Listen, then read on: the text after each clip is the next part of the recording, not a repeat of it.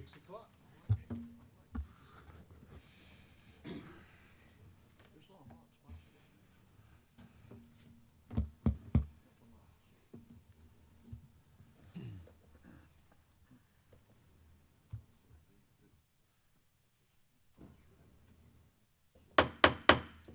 All right, good evening and welcome to tonight's meeting of the Ansty County Board of Commissioners. I want to welcome everyone who's in attendance and also everyone who's watching on our live stream.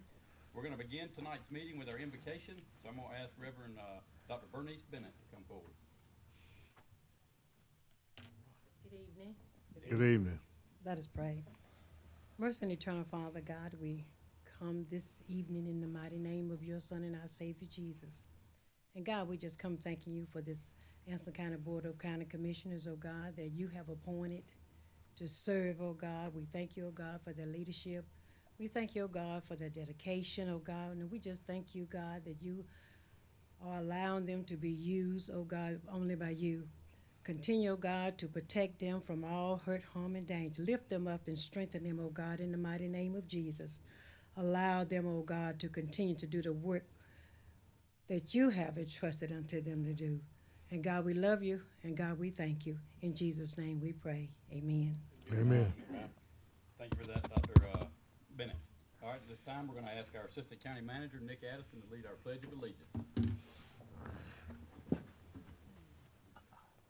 I pledge of allegiance to the flag of the United States of America and to the republic for which it stands, one nation, under God, indivisible, with liberty and justice for all. All right, thank you for that, Mr. Addison. All right, we will begin tonight with the approval of the agenda. So I'll entertain a motion to approve the agenda as presented. Second. Have a motion by Commissioner Gatewood, second by Commissioner Mims. All in favor, say aye. Aye. Thank you. All right, moving on to our consent agenda. There's a few items there. I'll entertain a motion to approve. So move. Have a motion by Commissioner Mims, second by Commissioner Gatewood. Any discussion on those items? I was hoping to see the item for the lobbying contract on the agenda. I think it's on there. It is on, under the chairman, manager's report. Right, that's on the I- hearing portal, because we'll have the discussion then. Yeah, yes, sir. Item B. So, all right, any other discussion on the consent agenda? All right, hearing none, all in favor, say aye. Aye. Thank you. Okay, we're down to our appearances. So first up, we have Miss Denise Cannon, our grants administrator.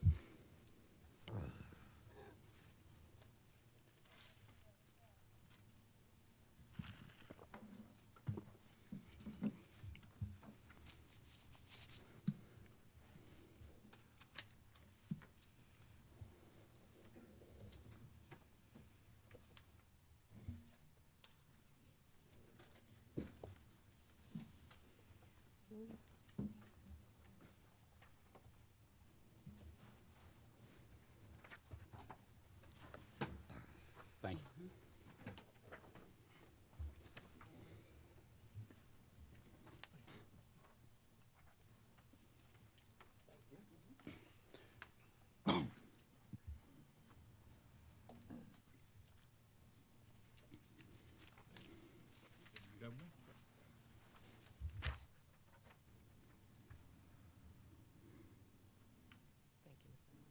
Good evening, everyone. I'm here to provide an update on the grants department. If you look at pages 1 and 2, it will show you the grants I've submitted for and the grants I'm currently working on with EMS, Parks and Rec, Health Department, and Mr. Diggs' department. We go over to page 3. We have the management of the grants.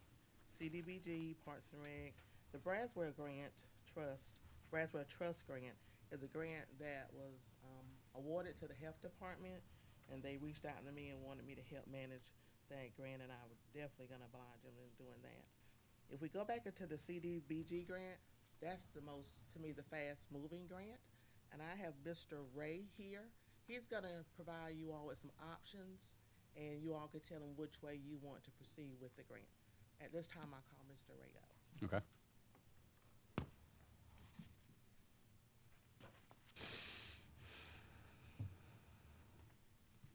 Thank you, Denise, and hello, everybody.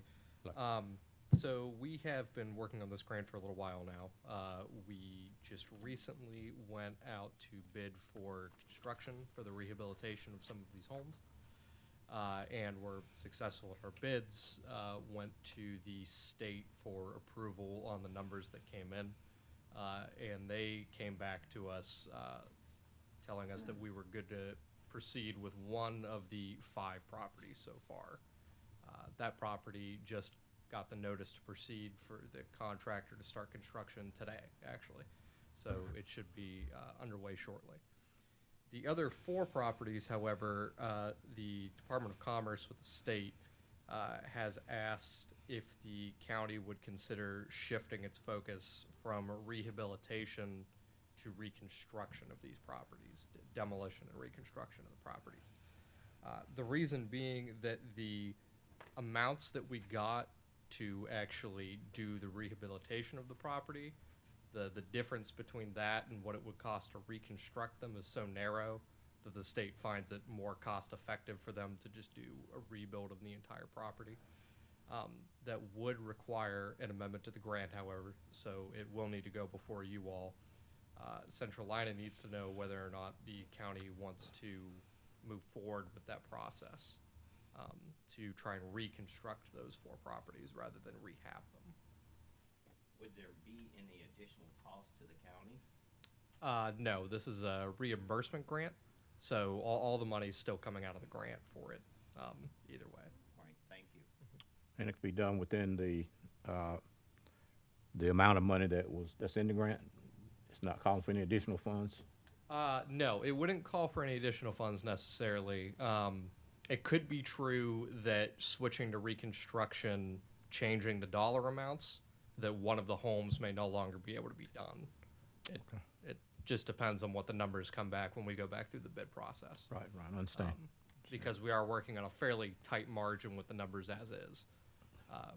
But I don't think that the Department of Commerce is going to allow you to move forward with the numbers as is anyways. So, Right, okay. Thank you. yes.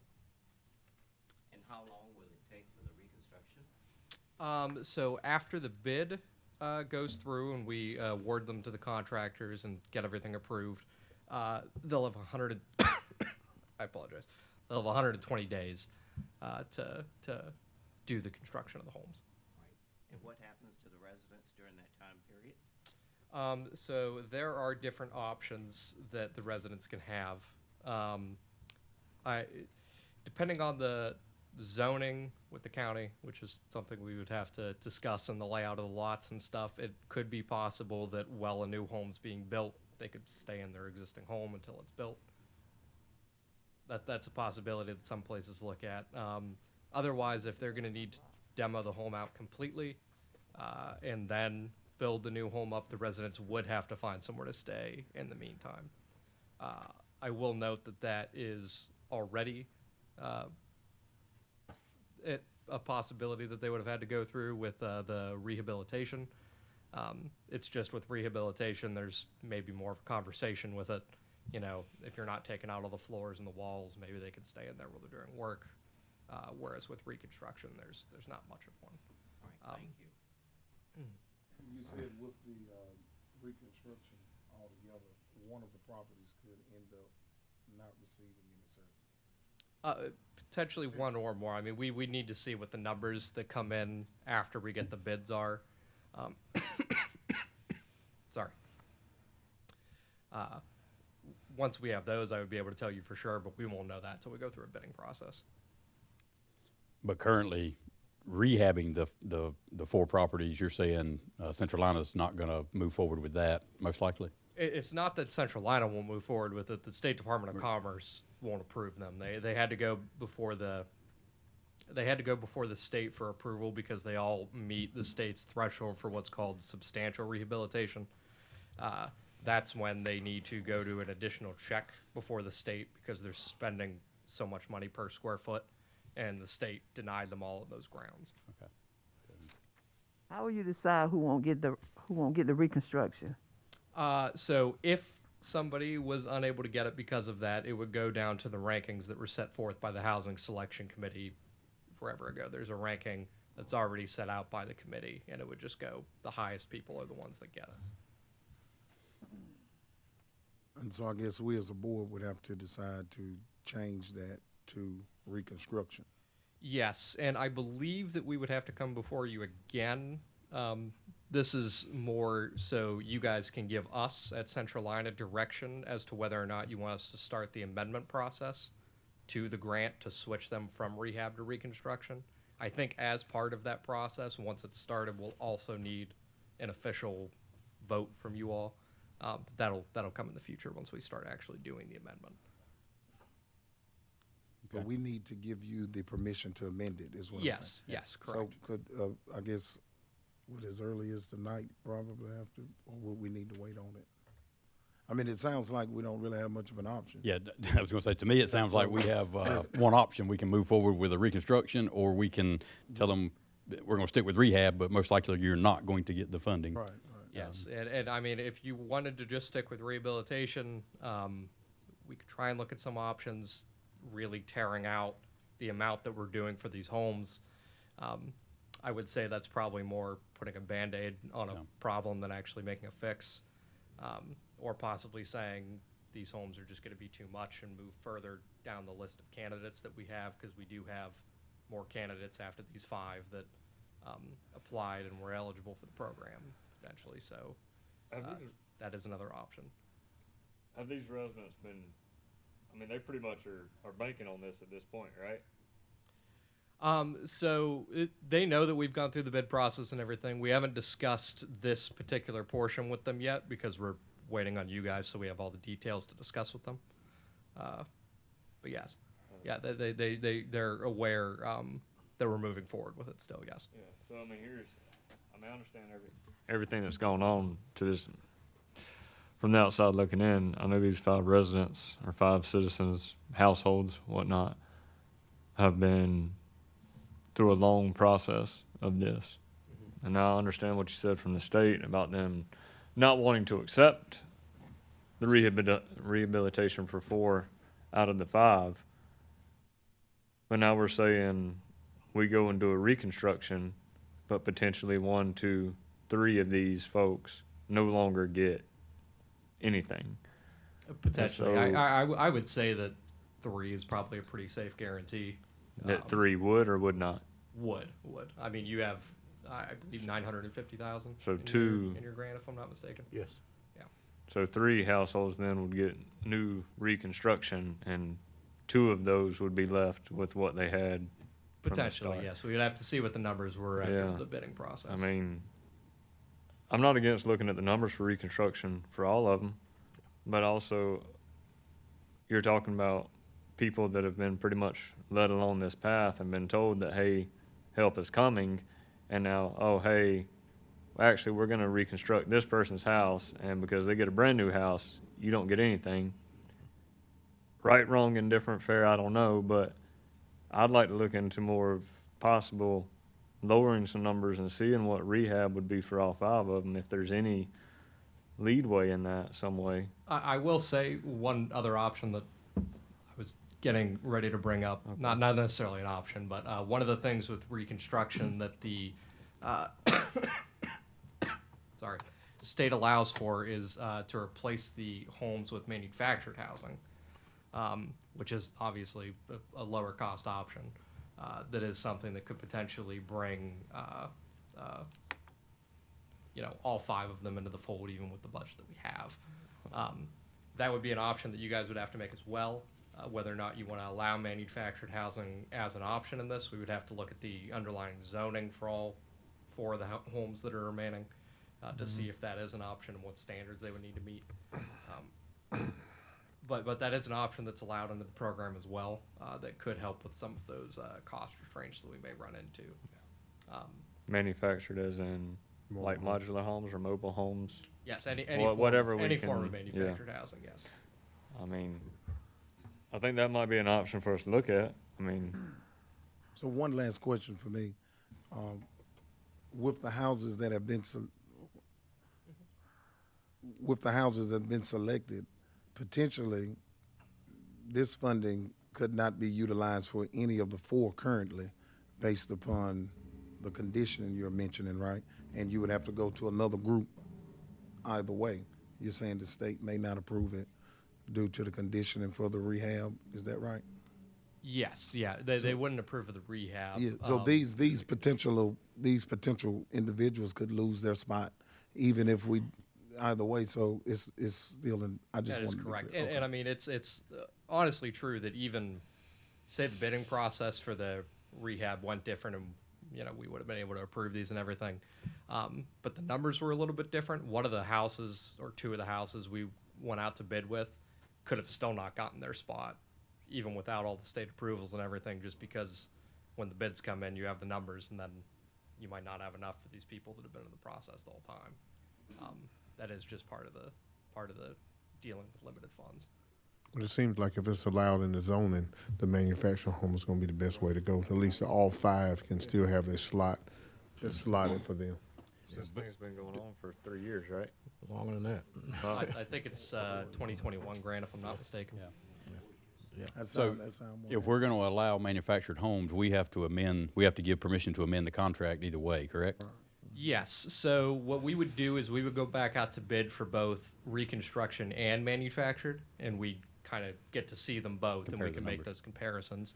And then we'd also like a decision, if you do want to go with the manufactured option, on if a resident just does not want to do the manufactured option at all, if they just want to do reconstruction, if you would still consider them in the program. So, Mr. Chairman, I guess if it's allowed, I don't, this is the time for it or not. It sounds like the best option here is for me, for one of us, and I'll be the one to make a motion to amend it to reconstruction. And that way they can start the process of amending it. And then I guess during that time frame, we can decide whether or not to go with manufacturers or the actual rebuild. So I make a motion to have it amended to reconstruction. I will second that motion. Do we have a motion on the floor to amend the CBDG grant to allow for reconstruction instead of rehab? We have a second by Commissioner Woodburn. Any discussion on that? Only one additional question, and that is, when do you plan to come back to this board with a specific recommendation? So once we get the approval from you guys to move forward and we amend the grant to go with this reconstruction option, we should be able to work with the State Department to get the grant amended and move forward with bids pretty immediately in that process. The bidding process will take 30 days. Once we get it started to actually do the bidding, we'll have a bid opening, which you'll all be made aware of. And at that time, we'll see what the costs that came in for those properties are. Thank you. Will you also get the price for the modular homes also? Yes, Okay. that'll all be included in the bidding process. Okay. Okay, Ms. Woodburn. And I've got one question. You made reference to homeowners possibly not having anywhere to go during this process. Is that already known, or that's just a possibility? Yeah, so that's something we've discussed with the homeowners throughout the process. So they should be aware that they'll need to go somewhere during this process. It is true that relocation is considered under the CDBG program as something that they allow. At the beginning of this process, Anson County decided not to go with rehabilitation or relocation. I apologize, relocation, because it's an administrative hurdle that the county would have to approach themselves. That's not something that Centralina helps with at all. Okay, so if one of these homeowners actually has to find somewhere to go, and I understand it being on them, but what I'm asking is, do we know now whether either one of them's in that particular situation? No, we don't. As I said, we discussed it with them that they'll need to find somewhere to stay. Right. Once we finish this meeting, and I have my follow-up with the homeowners to tell them basically the results of this meeting and where we are moving forward. Okay. That is something I'll bring up with them, that, hey, we're demoing your homes. You'll need somewhere to stay. Right. Are you still able to be in this program under these conditions? All right, thank you. About home furnishings, what is your plan or ideas regarding? Oh, they get pods, big storage pods. They bring them to the property and put their stuff in them. Yeah, it's part of the contract. All right, so again, we have a motion to shift the CBDG grant to reconstruction instead of rehab. We have a second on the floor, so any other discussion on that? All right, all in favor, say aye. Aye. Any opposed? All right, motion passes. Thank you. Yeah, and like I said, we are moving forward with the project still. We just started construction on one of the homes. Well, we just sent out the notice that they can begin construction on one of the homes today. So me and Denise are still moving forward even when we waited for this project to go. But we thank you for your approval on this and look forward to speaking with you guys in the future. Thank you. All right. Thank you. Thank you.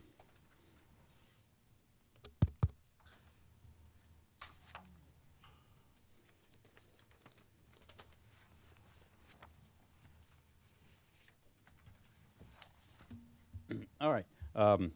So up next, under appearances, we have Ashley Carter with the Anson Economic Development Corporation. So-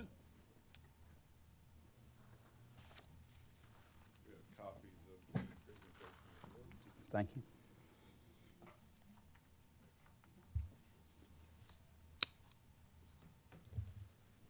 Okay, well, while she's handing out the copies, I just wanted to say thank you for the opportunity to come in on behalf of Anson Economic Development and give you an update presentation.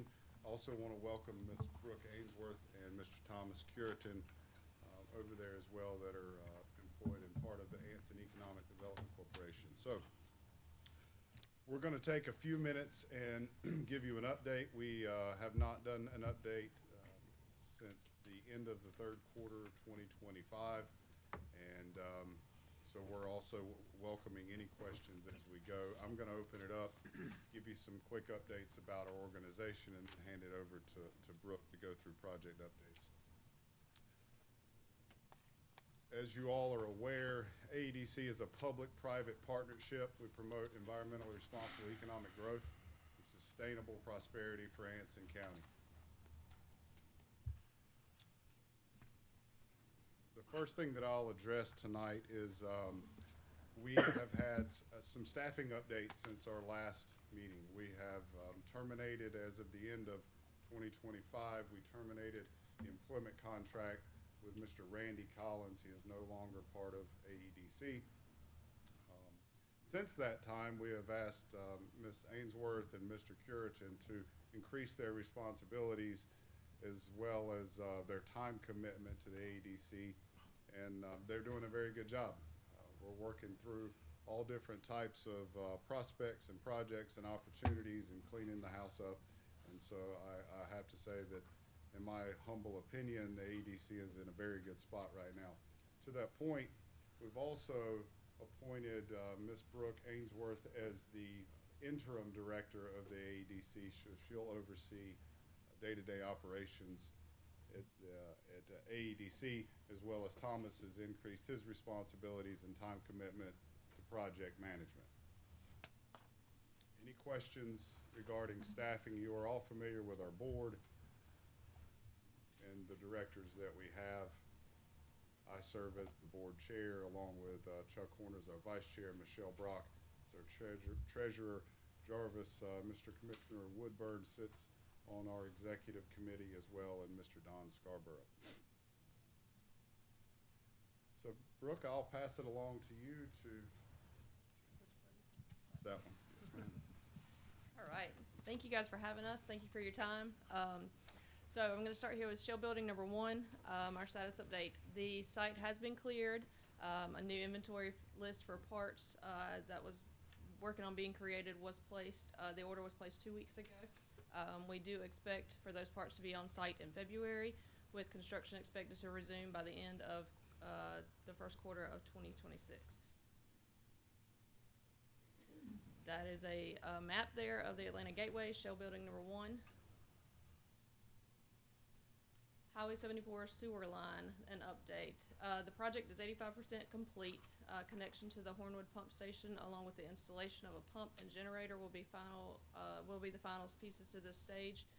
We anticipate completion near the beginning of quarter 3 of 26. Development plans are underway to extend the sewer line across Highway 74 to reach shell building number 1 and also PD Electric. There is a map. It pretty much travels down Highway 74, and we've got a pump station going there right behind our Atlantic Gateway, well, PD Electric's Atlantic Gateway land. Oops, I think I skipped one. Atlantic Gateway project update. The AEDC, PD, EMC, North Carolina Southeast, and the county are actively recruiting prospects for this property. We've been in meetings this week. We have continued meetings ahead. PD, EMC recently completed the clearing of some new access roads throughout the property. That is to help it make it more marketable for us to show, to access the land. You'll see some maps coming up.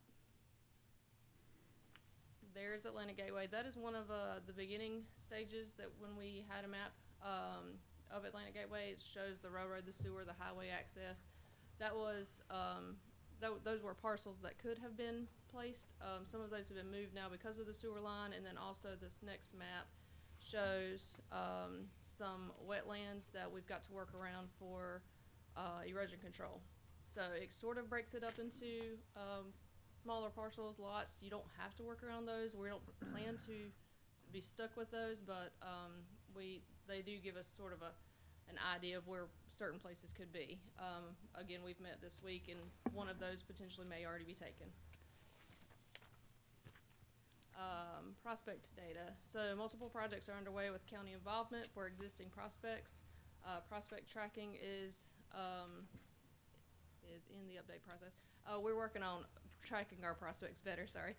New tracking process is being implemented. Key indicators developed for prospect evaluation. We are working on keeping up with the things that have come through, reasons that they did or did not work for the county.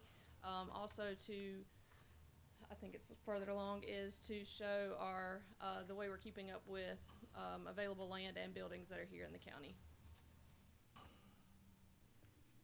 This is it, site inventory list. AEDC has only had 3 pieces listed. Atlantic Gateway, which you saw, can be broken into multiple tracks. Shell Building number 1, which is beside PD Electric, and Wadesboro Industrial Park here in town. One of our main goals for this one of our main goals for this growth and our office changes is to expand this list. It includes buildings, lands, combinations of both. We are working with board members to reach out to landowners who are willing to explore and with their willingness to sell and expand growth industry here in the county.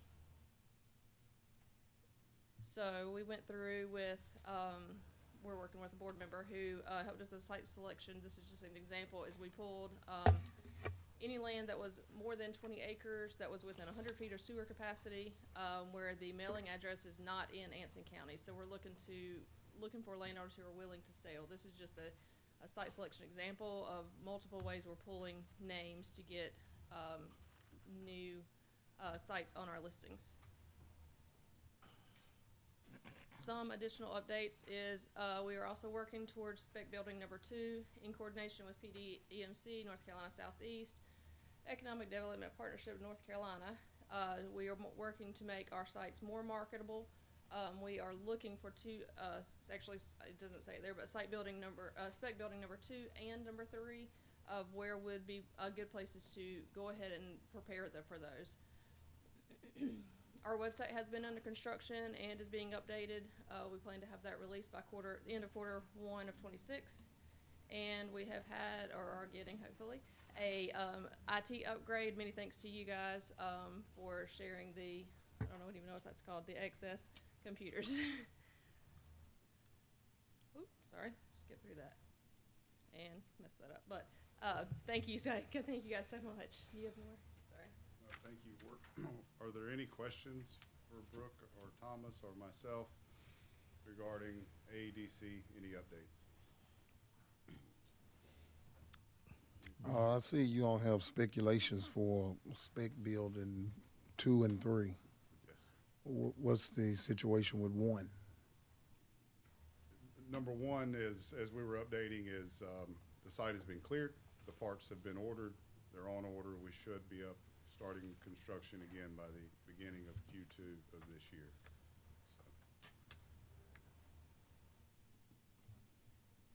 But that is, of course, not slowing us down from starting spec building number 2, and then we would hope to sell 1 or 2 and start 3. Okay, I wanted to clarify that as soon as spec building 1 sells, that money will be revolved or rotated over to spec Correct. building number 3. So it's just going to be a continuous process there, hopefully. Yep. Correct. Okay. Exactly. Any other All right, questions? any other questions for AEDC? If not, I just have, if it pleases the board, I have one more point that I would like to bring up. Okay. And this represents the AEDC board. I want to take a moment to address the commissioners regarding the most recent decision to change and redirect some of the funding that was allocated toward the ADC in the past toward a retail development effort. Now, while I understand that everyone has a desire to grow Anson County, I want us to all look at it from a strategic, long-term perspective. The current structure of AEDC was established with the guidance of key stakeholders in this community, as well as many of the commissioners, in addition to state and local economic development organizations. And it was set up for long-term thinking. And so many of the stakeholders that are involved in that decision also volunteer their time at AEDC because they're bought into long-term growth in this county. My concern is that the recent funding changes create unintended consequences. One of those is prospect confusion. The county's doing one thing, AEDC is doing another thing, then our prospects potentially are confused. Second thing is duplication of effort. We don't have the time, energy, or resources in this county to duplicate effort. AEDC has demonstrated clear progress, we've built momentum, and we're making changes to ensure that we're moving forward in this county. We support active projects and prospects. I can tell you that my own experience is one of a seamless interaction between North Carolina EDP, AEDC, the commissioners approving an incentive package, and the county advising us on zoning and planning. It was seamless and it worked really well. It had long-term thinking in mind. So the AEDC, I will say, the members were disappointed and felt a little bit disrespected in the way that was communicated. Nevertheless, our concern primarily is around prospect confusion. We want to grow this community together. And so I would just ask that as you consider future funding decisions, that you take long-term thinking into effect. Okay? I have a question. Yes, sir. What is the ADC's position on audit from the county? Providing an audit to the county of these efforts that you speak of, that you all are willing to put forth? Quick answer is I'll definitely get back to you. As we've stated before, we're happy to show you what we do and show you where we spend our money. That's not hidden. As a matter of fact, we have multiple commissioners that sit on our board and are privy, in addition to executive committee, that are privy to that information all the way down to its most finite detail. As a private corporation that's a 501c3, we also have to be careful and take consideration with the information that we put out in public setting and in public forum. That's our only reservation. It's not about trying to keep the commissioners uninformed. I mean, I understand that, but with you all being private, and I speak for myself, elected by the public, Yes, sir. and handling of public funds, and these are taxpayers' dollars that are being allocated to a nonprofit corporation with an intent and a goal in mind for economic development.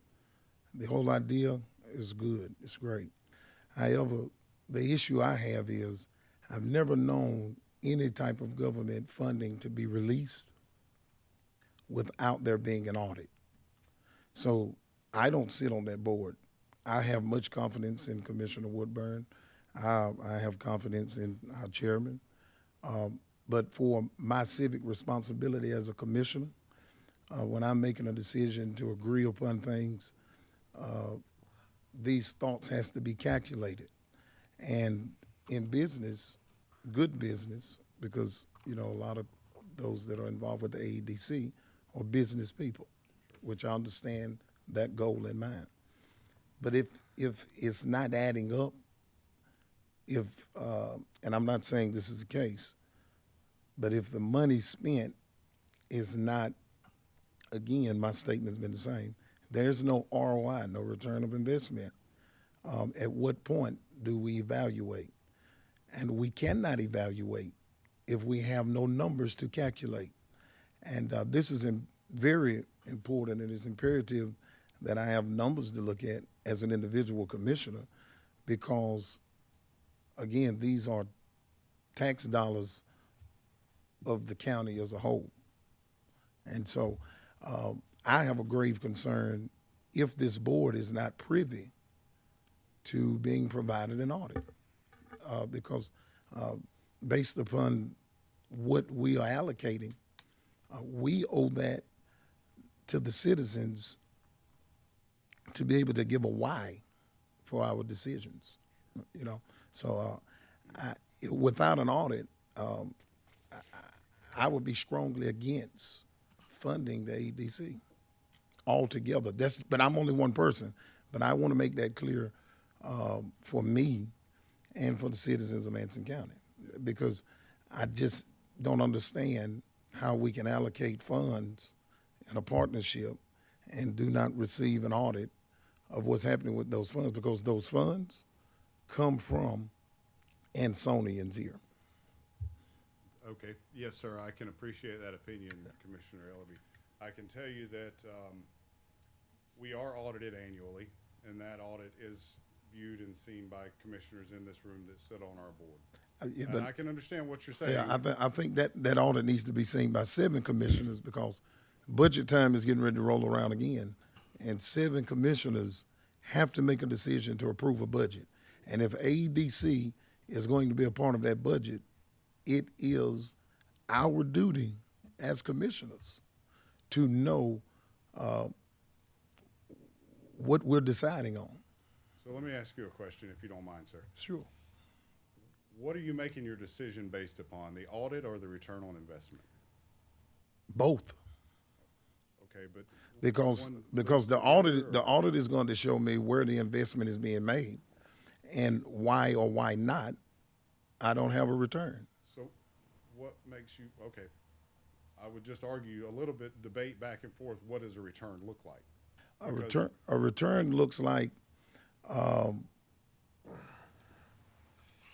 when there's a plan put in place. I'm concerned that the Shell building went in the direction that it went in.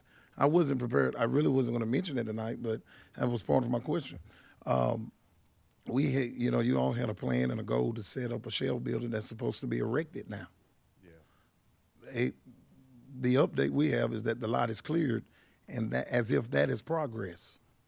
Well, that is progress, because we can't control whether a piece of Understood. metal It's not progress. manufactured in We're progress. back to stage And I one. don't think we, as an AEDC, should be held accountable to whether a metal was manufactured correctly or installed correctly.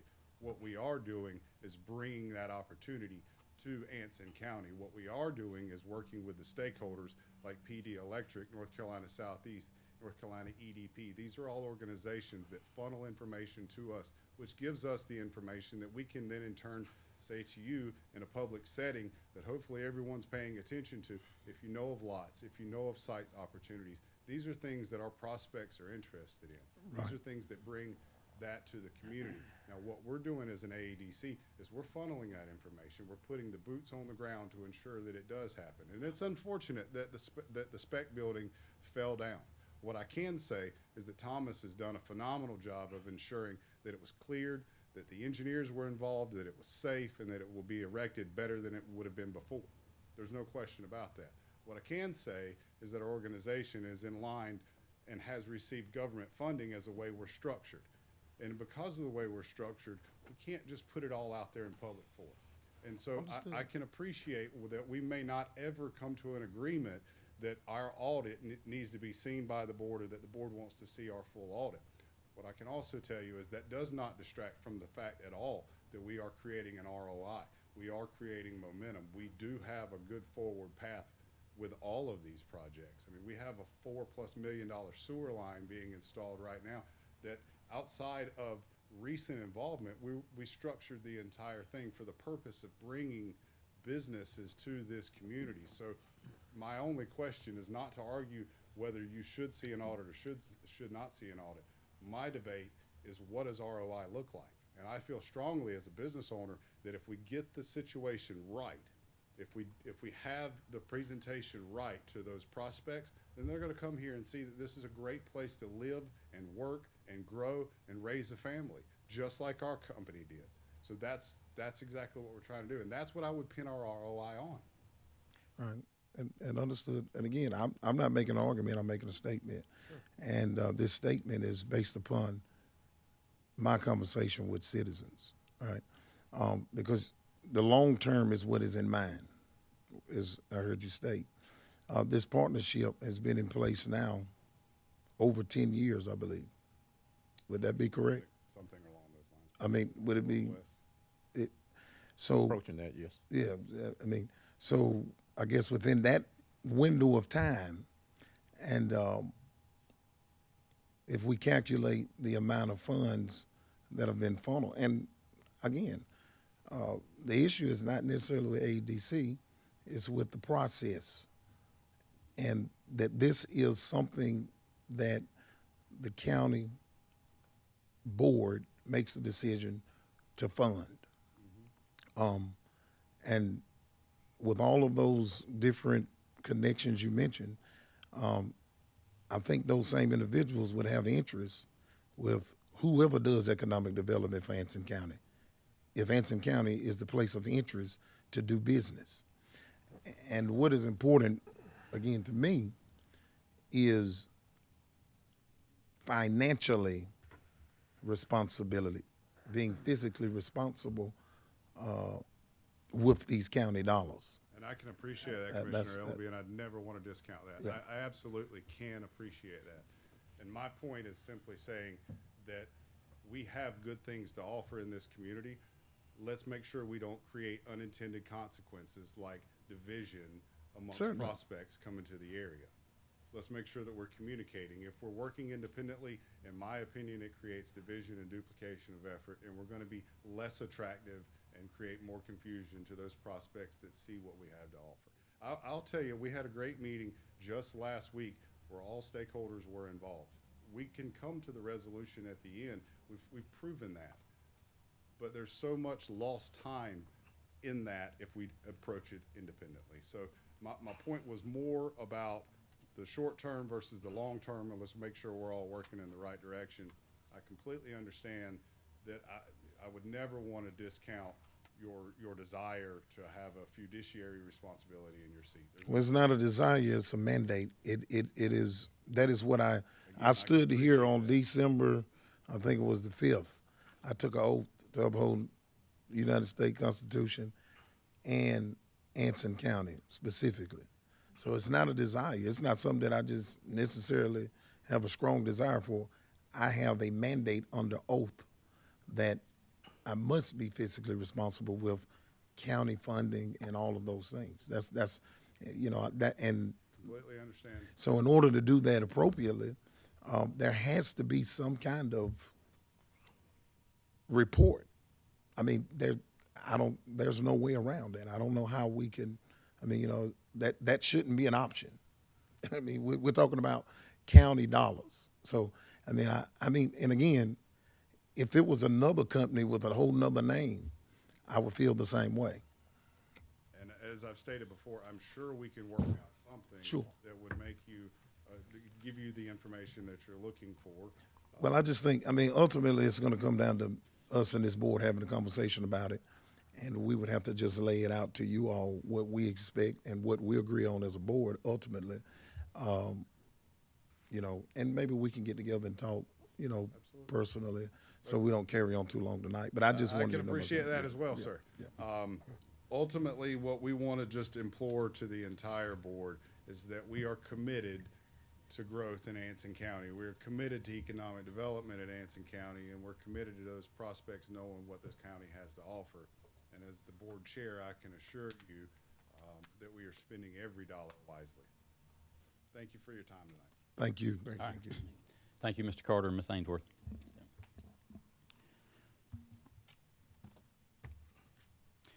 All right, we'll move on to our public addresses to the board. So there shall be a time set aside at each regular meeting of the board for public comment. Each citizen who wishes to speak during this time must sign up on a sign-up sheet prior to the start of the meeting. Each citizen shall be allowed 3 minutes for their presentation. All citizens are expected to follow proper decorum and shall not use profanity nor defamatory speech. The public is expected to remain seated except when leaving the room. Only presenters listed on the agenda or recognized by the chairman will be called to the podium to address the board. Commissioners are expected not to comment on the matters brought to the board during this time, but to delay action or comment until staff has had an opportunity to research the subject matter and to report necessary and relevant information to all members of the board. So at this time, I'm going to call Donna Pless.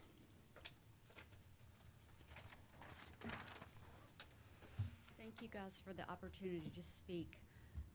My name's Donna Pless. I'm a new business owner in Anson County and very glad to be here. Love the county. I'm bringing forth the subject tonight of the animal shelter. Since I've been here, I've personally taken in 9 dogs that were dumped in my area.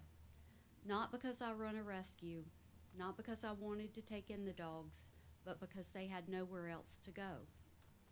Right now, the Anson County Animal Shelter is operating under restricted intake because 2 of its 3 kennel wings are closed due to state-required repairs. The shelter is full, physically full, with no safe space to accept more animals. This doesn't mean the problem goes away. It means animals suffer and die in the community. It means residents try to help and don't know where to turn. And it means shelter staff and animal control are blamed for decisions they do not control. The shelter is still responding to emergencies, injured animals, abuse and neglect cases, and public safety concerns, but compassion and dedication cannot solve a structural failure. And this is an infrastructure issue. What we're asking for tonight is clear. First, we want to prioritize and fully fund the required kennel repairs so intake can safely resume. Get another contractor or have them hire extra help to get the work done. Secondly, support temporary solutions, rescue partnerships, foster incentives, or emergency boarding to reduce the burden on the community while the repairs are underway. Third, publicly support the animal shelter staff and animal control so residents understand the situation is not a failure of effort, but of capacity.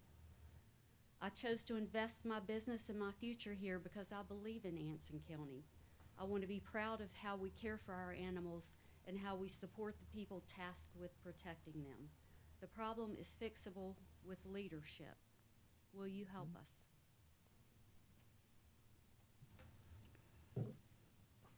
All right, thank you for that, Ms. Pless. Up next, we have Steve Morris, I think. I'm Steve Morris. I live out on Clack Mountain Road in Lylesville, which seems to be a dumping ground for stray dogs and abused animals. We have picked up 9 animals out there since we've been there in a little over a year. Last November, I took a dog to the shelter, first week in November, and they told me that they couldn't take any more animals in. I don't know the wording, what it was, but the state had intervened and said they need to make some repairs, painting, etc. Last week, Thursday, I took a dog in again, and they said that they couldn't take any animals in at the time because they were under construction and the place needed to be painted. Now, I heard the word progress thrown out here a minute ago. And if you call that progress, that's progress at a snail's pace. I think that with the problem we have in the county of all these stray dogs running around everywhere, we need to up the progress a little bit and try to get this the animal shelter relicensed a little quicker. So I appreciate your time. Thank you, sir. All right, up next, we have Chris, I'm assuming that's Morton. I couldn't read the last name, but I thought. Yeah, you know.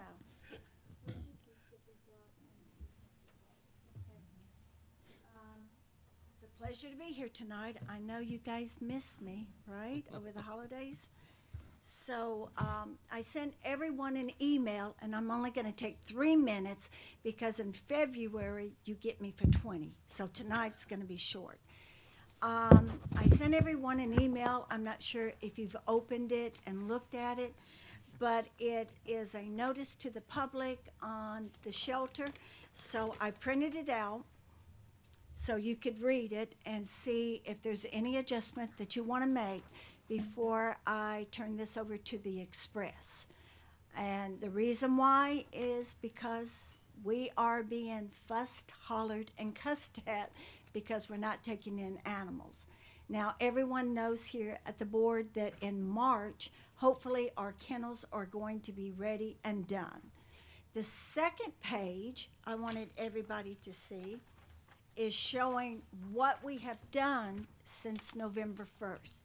So I did not want the county commissioners to think that we are just holding still, not taking in any animals, not going out on calls. And we did take Steve's dog this week, and it's going to rescue next week. So it's not like we are not doing our job. We are taking in sick, neglected, homeless dogs, but what we cannot take are dogs that people are picking up on the streets with a collar and bringing to us and saying, we found this dog. So I just tell everybody, homeless dogs that are walking the streets with a collar usually has a home. So if they're not sick, if they're not neglected, then please understand we're not going to take them. So if you would please read this and let me know what you think before I give it to the public.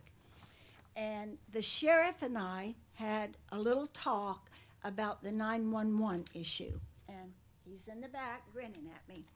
So where you see it in pink on your paper, the sheriff and I have decided to put the words, if you see an injured, abused, neglected, emaciated, medically ill, or ferocious or attacked dog, please call 911 immediately. For all other calls, call the animal shelter. If we do not answer, there is an answering machine that will say, if we're not answering the phone, it is because we are working either in the back or the medical room. Please leave a message. We will get back to you and help you solve your problem. The other thing is we will put our phone number and say, please call. The only reason I do not give animal control number out is because our animal control went out one night at 2 o'clock in the morning and got into a situation that was very unsafe. So that's my 3 minutes. So please read this and let me know if you want any changes, but I'll see you in February with a complete report. And if Mr. Cottle looks at his paper, he will see that he's got all the insurance forms. Okay? I will see you in February. All right, thank you for that. Thank you, Mayor. I'm just going to ask a quick question of the sheriff. If you'll come forward, please.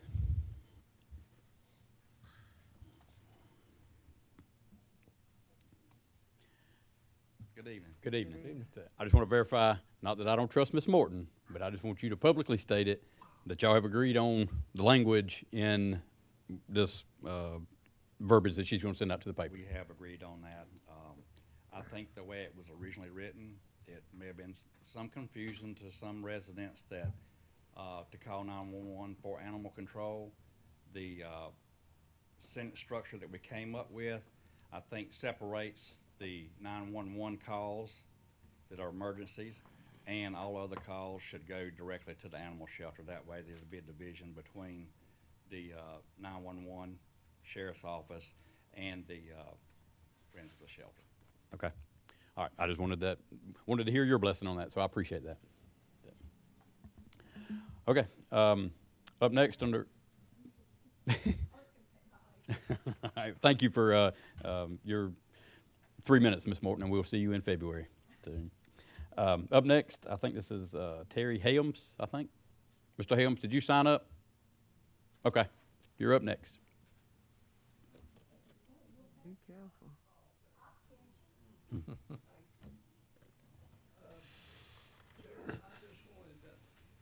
Say this as I start. I've heard a rumor that there's going to be an increase in the county tax. Is that true? But I just wanted to say that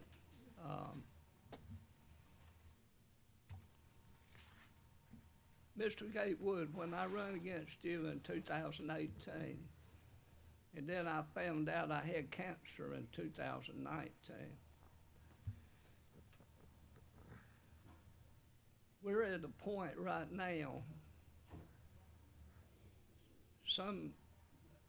I look at a lot of people in this room and I'm thankful for each one of you. I'm thankful indirectly in each one of you. But what my saying is, I know you're creating a new budget this year. And if my health would allow me, I'd have been on the poll this year as being Mr. Gatewood's replacement. But you know, we don't need no tax increase. We need to get the tax from the people out there that owes tax. Have you ever tried to live on a budget, $2,500 a month bills, and you don't draw but $2,000? Each one of you in this room, whether you're lucrative, have a lot of money, or no money, God is the one in control. He's in control of giving me something, giving each one of y'all in this room something.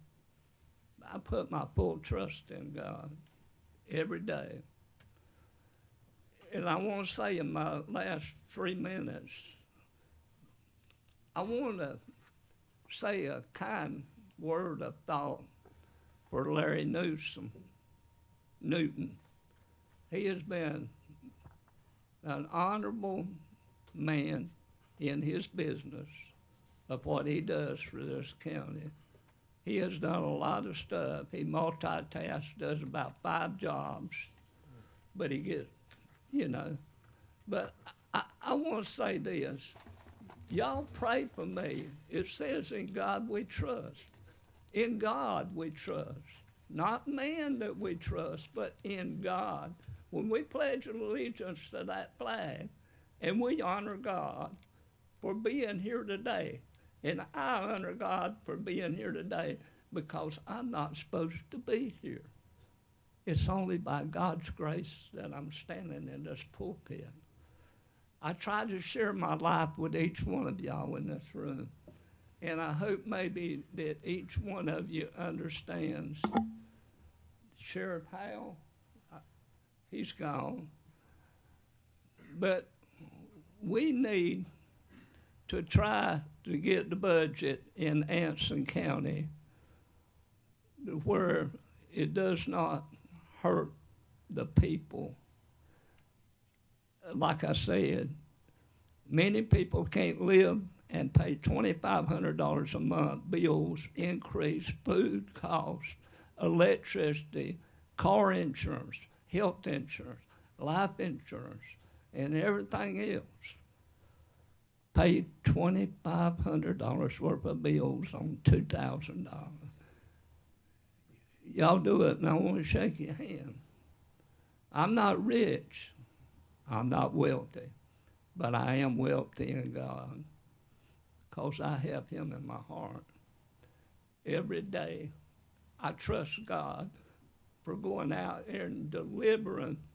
As He parted the Red Sea, He delivers for me and my wife every day because He's already got the steps made.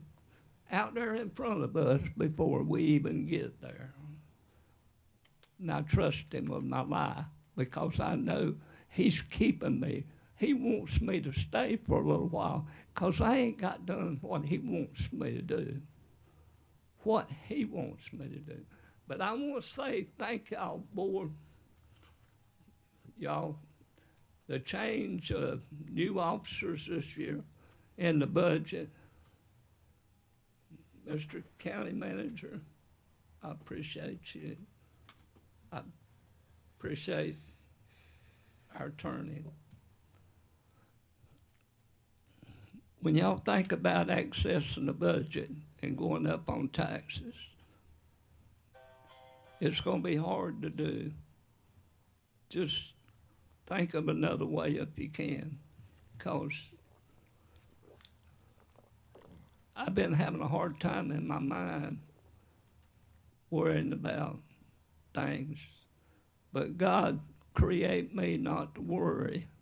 Create me not to worry about stuff. So y'all just keep me in your prayer. Mr. Gatewood, whatever your distance is when you leave this office, I condole you for all the time that you dedicated your life to this office. And believe me, if I could stand in the wings on this voting poll, I would be right behind you, brother.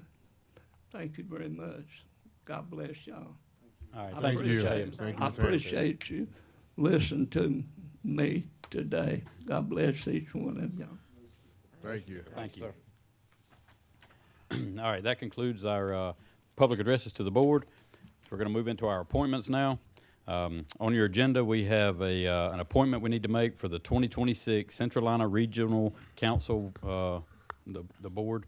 I believe Mr. Woodburn is our current delegate. Yes, sir. And Mr. Woodburn, I do not recall who is the alternate. I don't know if we ever made one. Well, I've suggested you don't really need, because I make all the meetings, Yeah. so I don't think there is one right now currently. And Mr. Gatewood, I believe, at one point in time in the past was the alternate, so. I attended one meeting in 3 years. I'd say Mr. Woodburn's doing good. Yes. Okay. So what we need tonight is a motion to I make a appoint a motion, delegate. we Motion we nominate keep it. Mr. Woodburn. Second. All right, so we have a motion on the floor by Commissioner Mims, second by Commissioner Ellerby to appoint Mr. Woodburn as the Central Carolina Regional Council's delegate for Manson County. All in favor, say aye. Aye.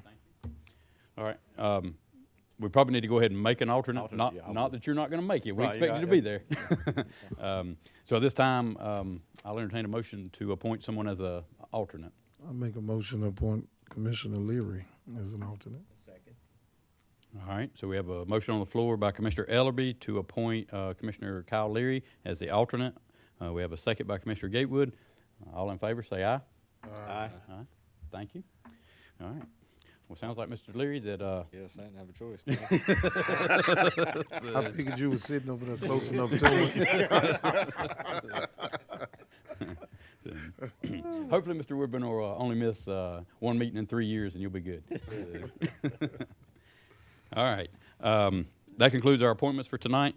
So we're going to move on down to the manager's report. Thank you, Mr. Chairman. The first item I have is the naming to you the employees of the quarter for this quarter, and they are Gerald Adams, who is with IT, and Laurie Burr in the Health Department, and Cynthia Miles, Elderly Services. So you have, and as far as I can remember, I think they're all brand new at being nominated as employees of the quarter. So congratulations to them, and they'll be rewarded accordingly. Starting off with the plaque that's outside, the Wall of Fame, if you will. So, Absolutely. So I and want to you say know- congratulations to each one of those employees and Yes, thank sir. them for their hard work to the county, to the citizens.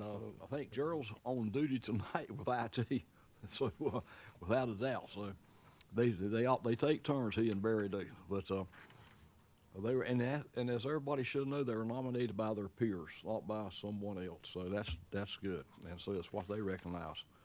The second item is, if you'll recall, at a previous meeting, the board instructed me to come up with an RFQ, request for qualifications for lobbying services. And those services would be those that would be for business economic development, to help in recruiting, but also for legislative lobbying, because the legislature will go back in session sometime in a not too distant future, hopefully. Maybe when they do that, we'll get a budget. So pray for that if you can, Commissioner Ellerby, because we do need it, and more ways than Mr. Helms knows. Yes. And Been praying about it. but it's in your agenda package. We laid it out. The current lobbying contract expires the end of February. So we've got time to go ahead, if you approve it tonight, or if you want to tweak it, make any changes, additions or deletions, you're welcome to do that. Okay. So this time, what's the pleasure of the board on the proposed RFQ? I make a motion, we go ahead and pass it. All right. I'd second. All right, so we have a motion by Commissioner Mims, second by Commissioner Woodburn or Commissioner Ellerby, or Commissioner Leary, to approve and move forward with posting the RFQ, request for qualifications for lobbying services for the 2026 year. Any conversation on that? All right, hearing none, all in favor, say aye. Aye. Any opposed? All right, motion passes. Thank you. And our clerk, Ms. Adams, will post it on our website, and we can send it to anyone else. And I just have to tell the board, not that we're going to send it to all of them, but there's over 700 lobbying firms that are recognized by the North Carolina General Assembly. And I think we would probably have to raise taxes, Mr. Helms, if we sent, no, he's gone, if we sent one to all 700, I think it's 770 to be exact. Yeah, I or think something. 770 something. Yeah, so we're not gonna do, we're gonna post it, and we'll report back to you in terms of how many we do get. Okay. The next item is, not to confuse anybody, but Ms. Morton called me earlier today. One of the things that will help us to expedite completing the animal services building is putting up something called it's FRP board, which is a fiber reinforced, I hate to say glass type, but something like that. And it's a plastic type panel. It's reinforced. It's I want to say it's indestructible, but the walls now, as you have been told in the past, are porous. They're cinder block, concrete block, if you will. And so once they're painted, the dogs will actually scratch them. Now they can scratch this new panel if we put that up, because it's going to be up 4 feet high, and then the painting above it. Floors are done. They're accepted by the state. So if you will approve this tonight, the bid is $27,952. Then what we'll do is go ahead and start that process. I can let the contractor and Mr. Small know tomorrow morning. And it's my understanding, by using all white as opposed to 2 or 3 different colors, the white's available, and it's actually the least expensive of the process. Is this the same contractor we're currently using? Yes. Okay. And this will solidify this. This should take care of it, yes, sir. It's my understanding. The state has approved using this product.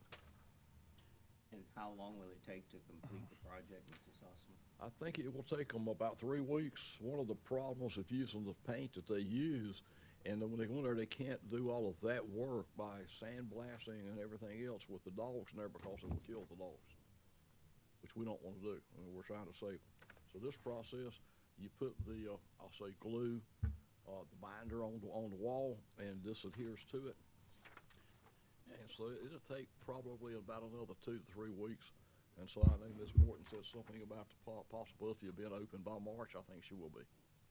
Yes, from our recollection of our meeting, and we have Mr. Small here, that this material can be applied immediately, and animals can be returned to that kennel immediately, whereas painting, you have to sand it, paint it, let it cure, so the building is shut off for some time while that's curing. So this will be more immediate.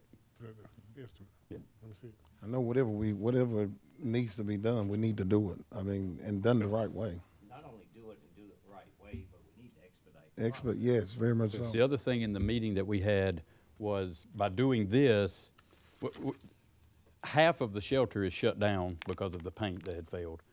By doing this, we can immediately apply it to that back half.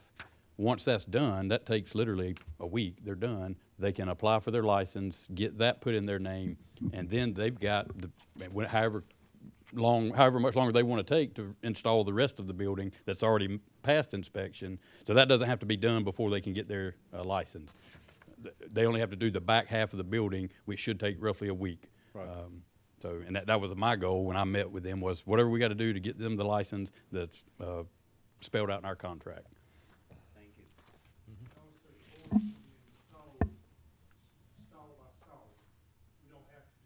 Yeah. Yes. So this, I know we need to get those licenses over there Yeah. as soon as Soon as possible. possible, I agree. This is a process that is drawn, it just been drug out too long, too far. It's costing the county more. It's just, I mean, it's not a good thing. It's That's not a right. good look. As Mr. Moore said, I mean, he was in there in November, and we were working on this Right, project, and here it very much is, so. almost February. So, yes, I agree. We need to move forward. Expeditiously. Yes. I agree, let's move forward, but help me out with the numbers, Mr. Mal, somebody. Yeah. Cause I'm looking on the first page, it says total 27,952.21. That's it. But then on the next page, it says subtotal 30,810.48. That's when Miss Morton was considering having two different colors. The white is the 27,952. That other number you had was a combination of white and bone or almond color. And that is a special order, which means it costs more. So that the numbers on the second page, we can just disregard those. Forget about that. Look at the And numbers on the first I'm page. recommending that you approve doing the bid for 27,952.2. I make a motion, we approve the 27,952. Second. Yes, sir. All right, good deal. All right. So we have a motion by Commissioner Ellerby to approve the contract for $27,952.21 for animal shelter repairs. Have a second by Commissioner Little Reed. Any other discussion on that? I wish I could add to that motion for them to have put a little pep in their step. Well, I mean, I understand you're not the contractor, so I just, if that can be communicated to them, I try to do that is What was that? put a little pep in their step. That's what I Oh, was yeah, saying. absolutely, absolutely. Yeah. Might as well do that. Could we get a time frame so that we can hold them to it? Yes, Is it 30 days or Yeah. 2 weeks Small- or? Mr. Small works very closely with him, so I think we'll have it done within that time frame. Okay. Just, all right. 2 weeks? And all that needs to be done to get the license is that back right section. Okay. So that'll be the first goal is to get that accomplished. All right, thank you, sir. We'll work, like Mr. Davis says, expeditiously to do that. Because I think we're already twice as much as what this original bid was. Yeah. And I think we had one that put a bid in at the amount that we're getting ready to spend.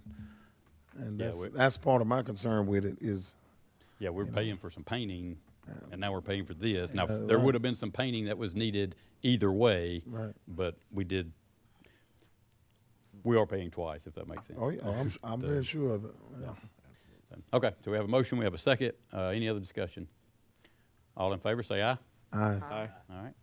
Any opposed? All right. And I did skip over an item I brought back for discussion. At a previous meeting, the board authorized us to proceed with getting some survey work done for the old hospital site. And so I'll put it back on just to let you know that we're still in the process of getting that done. And the reason being is that site in its entirety encompasses the Board of Elections. We can't obviously sell the Board of Elections, so we want to separate that from it and then sell the remaining right at 4 acres. It's 3 point something acres once we get the survey done. And there's probably going to be interest out there, and it'll be up to this board. We've had a discussion with the Gov Deals, and as you'll recall, they did a really good job on marketing and getting us a great price for the 605 McLaurin Street property. That should be closed by local attorney, Ms. Cook, here within the next week or so. This one, we are going to do the same route, and it's up to this board. You can reject any of the bids that you don't like, or you can accept the one that you like. Have we already, you said we've already done the survey? We have not. That's gonna be done. Nick is, our assistant county manager, is working on that as we speak. Okay. Are you including the extra parking lot down to the bottom? Is that included? Yes, ma'am. Go ahead. Go ahead. Yeah, so bid solicitations were sent out to local surveyors with a date of submission of January 30th. So once we'll get those in, they'll be presented to you at the February meeting, but the proposal was to include the overflow parking lot with elections. So they would retain it. I was gonna say, the county's gonna retain That's ownership correct. of the parking lot and the building. Yeah. So, I'd like to make a motion that we proceed with the survey and auctioning of the property. Okay. So we have a motion on the floor by Commissioner Ellaby to proceed with the sale of the old hospital site, getting the survey done first and then eventually selling the site. We have a second by Commissioner Gatewood. Commissioner Gatewood. One item for discussion is the meeting that we had with GovDeals. There are a couple options that we can put. One, we are not bound by any bid that we receive, so we do have the discretion to reject any bid. But there are also some steps that we could take to, I don't want to call it limit it, but to kind of steer that property sale in a direction that fits with the current zoning, current land use plan that we may have. So there were some options. Once we get, I guess, closer to time to actually list that property, we could discuss that and further we have detail. to recall too, appreciate the chairman saying that, because the property, as everyone knows, is located within the corporate limits of Wadesboro. So it would come under their zoning process, not ours. Yep. All right. So, okay, so we have a motion. Oh, I'm sorry, go ahead. That's fine. Go ahead. All right, so we have a motion on the floor to proceed with the surveying and the sale. Second by Commissioner Gatewood. Any other discussion? All in favor, say aye. Aye. Any opposed? I do have All right. a question, and that is Yes, sir. the old water department property.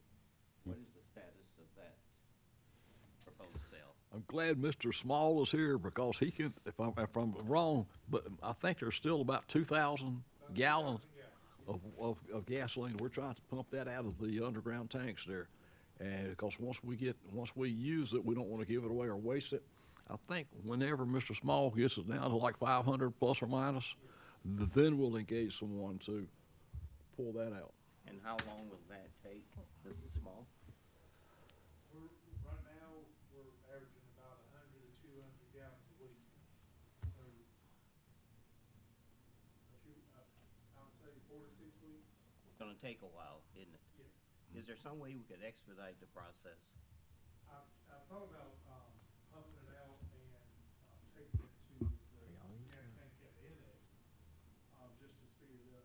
But that would cost more than us pumping it ourselves. So that's why I didn't go that route. Mr. Small, let me kind of put you on the spot. Yes, sir. He loves it. He's an NC State guy. He can take it. Yeah.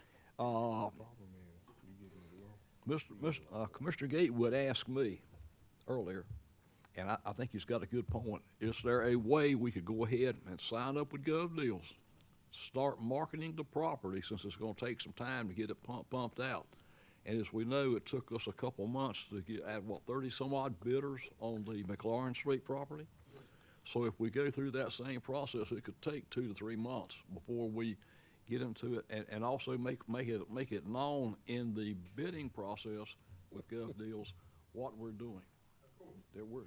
So I mean, that's an option that the board may want to consider to expedite it. Well, under those circumstances, it seems like we should proceed. And I'm just curious, We've already taken pictures and we've already started cleaning out those buildings, so we've already started that process. So all we have to do is reach out to GovDeals. so in a matter of 2 months or so, it should be pumped out anyway. So I make a motion, we proceed with the old water department and put it on auction for sale. Second. Okay, so we have a motion by Commissioner Ellaby to proceed with the sale of the old water plant facility, listing with GovDeals. We have a second by Commissioner Gatewood. Any other discussion on that? I guess the only other thing, I think there's some there's some documents or something stored in one of those buildings down there. Do we have to do anything with those? We've actually, located a number of plans for water and sewer lines that, Nick did that, our assistant county managers, by talking to some of the, people that work in the field, and they said, well, they ought to be there, so we've actually already rescued those, if you will, which was a good thing. But, we'll go through the process, and make sure there's nothing there that we leave behind that's valuable. All right, good deal. Okay, any other discussion on that? Hearing none, all in favor, say aye. Aye. Thank you. Any opposed? All right, motion passes. Mrs. Osman, what is the status of the annual audit? Aren't you proud of me? Yes, sir, I am very proud of you. If nothing more, you are consistent. And we, as you recall, the North Carolina General Assembly, for some reason, didn't adopt a budget. They still haven't. And the Local Government Commission, sometimes referred to as the LGC, did not until right before Christmas publish their guidance for the auditors to include in their annual audits. So right now, I think our audit's essentially complete. So we should be presenting it to you either at your first meeting or your second meeting in February. All right, thank you. Yes, sir. We're as anxious as you are, maybe more so. Because as Mr. Ham so eloquently said, we'll be starting our budget process within the next 30 days. All right, anything else for the manager at this time? I do have one other thing. Okay. Back in May, we initiated a 6-month trial period for a flexible work scheduling program. Ms. Jackson, Mr. Small presented the proposal, and we're certainly a little past 6 months. So I would hope at our next meeting we'd have an update report and a recommendation so that we get this in the personnel ordinance just as quickly as we can. Since both of those individuals are here, I know Ms. Jackson's taking copious notes. We'll have both scheduled for your meeting. I'll let them choose whether they want the first meeting or the second meeting in February. Okay. Everyone's not Second meeting? All right. We only need 5 minutes. And I will refresh on the procedure for changing that ordinance. I don't think it's a simple vote. I think there's a process, but we'll. So, okay. Okay, we'll get that date set. It'll be on one of the 2 meetings in February. So, okay. Anything else for the manager at this time? All right. Hearing none, we'll move to the chairman's report. The only thing I want to report on is the obviously the news articles. Current news today is the impending storm that could potentially come to Anson County over the weekend. So I just want to remind the citizens to be aware. Go ahead and start preparing now. Don't wait till Friday to prepare for it. If the citizens have not signed up on our emergency alert system or the Acorn system, there is a link on our website that you can go to sign up for that. That's where you'll get the information coming from the county as far as shelter operations or disaster efforts on the county's behalf. So the link is for the Acorn system on the county website. And you can also check the county website as we go through the storm for updates on shelter operations or disaster aid needs, things like that. So just wanted to make citizens aware of that, and hopefully they start preparing now. So, Can I add something to that? absolutely. I'm glad you mentioned that because tomorrow afternoon, well, one thing, I've got a meeting with all our department heads because we usually have it after our second commissioners meeting. And immediately following that, Mr. Diggs asked me if he could actually host all the service providers, the schools, et cetera. And so we're going to be doing that tomorrow afternoon at 3 o'clock at the Emergency Services Center. That's what made me think of making this announcement because I got the invite to that this afternoon. So, okay. That concludes my report. So we'll open the floor for commissioner concerns or comments. I'd like to commend the MLK committee for a wonderful job this past weekend for honoring the legacy of Dr. Martin Luther King. I think that was led by Ms. Marlene Richardson, Mrs. Winnie Bennett, and many others. So I just wanted to commend them on their efforts in putting that celebration together. Absolutely. All right. Any other commissioner concerns? Not a concern, just information. The North Carolina Association of County Commissioners Public Education Steering Committee will meet on Zoom at 10 o'clock on Thursday. I was just getting a little bit, but I'm sure it's 10 o'clock on Thursday. Okay. And you should have got an email to that effect. So. Yeah. I think I was nominated to serve on that committee by someone. All right. Any other commissioner concerns? Not a concern, but back in August, this board approved the Anson Stone project. And at some point, maybe next meeting or maybe next month, I'd like an update on their progress to this point. Okay. I've got citizens asking me, you know, why do they apply for jobs? And I'm not in a position to tell them. Absolutely. Mr. Addison, if it's okay with the board, he can present something at the next meeting. As a matter of fact, that project might grow. Yeah, that, if you, Depending on certain action, yes, sir. yeah, if you heard AEDC mention a meeting we had last week, we had a active meeting with Anson Stone, so looking at some other areas of growth. So, yeah, Mr. Addison, if you'll have a presentation for that next week, that'd be great, or 2 weeks. Yep, we can do that. Okay. Any other commissioner concerns or comments? All right. Mr. Forbes, I do not believe we have a item for closed session. Is that correct? He's deaf. Yeah, I apologize, man. We did closed session. I do not need a closed session. Okay. I don't know if y'all have anything. I do not. So at this time, I'll Make entertain a motion to adjourn. Have a motion by Commissioner Ellaby, second by Commissioner Little Reed to adjourn. All in favor, say aye.